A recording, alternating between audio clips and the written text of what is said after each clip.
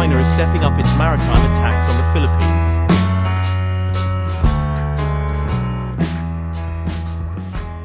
On December 9, China Coast Guard vessels fired water cannons at Philippine supply ships in the Scarborough Shoal, where the Philippine ships had arrived to resupply fishermen. That trend is already beginning to spread nervousness among Western businesses interested in friends whoring some of their operations to the Philippines, which may be precisely what China is after.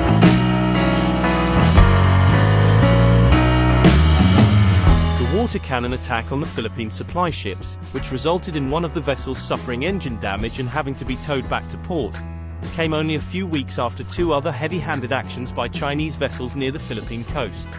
In late October, a Philippine supply vessel and a vessel from the Philippine Coast Guard were bumped, respectively, by a China Coast Guard vessel and a vessel belonging to China's maritime militia. In 2016, the tribunal in charge of enforcing the United Nations Convention on the Law of the Sea, UNCLOS, sided with Manila over the second Thomas Shoal, but that hasn't stopped Beijing from claiming it is the rightful owner and underlining this point through various maritime provocations. In recent months, China has been particularly keen to demonstrate its presence around the Scarborough and Second Thomas Shoals.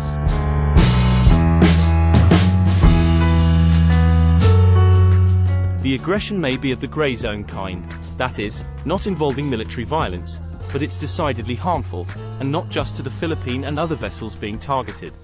Indeed, the harassment has so alarmed the U.S. Defense Department that the U.S. military is now making a point of showing its presence off the Philippine coast, including by sending aircraft to circle above altercations between Chinese and Philippine vessels. But in reality, there isn't much the Pentagon can do to deter the vessels from the China Coast Guard or the maritime militia off the coast of the Philippines. The United States wouldn't risk an armed conflict with China over the harassment of Philippine vessels. So the harassment will continue and even expand.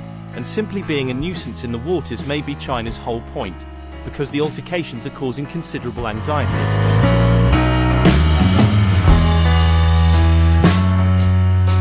Beijing knows that Washington can ill afford a third geopolitical crisis.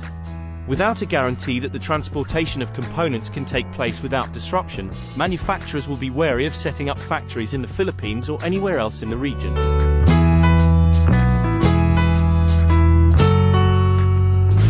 That's why China's maritime harassment is so effective.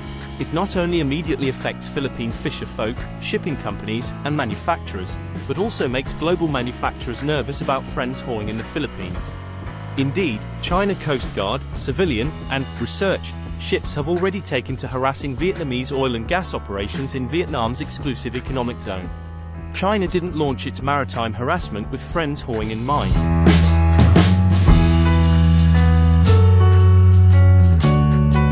Being able to delay or even thwart friends whoring has turned out to be one of the benefits of the harassment.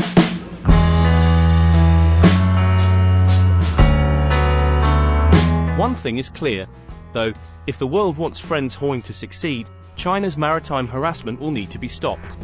The question is by whom?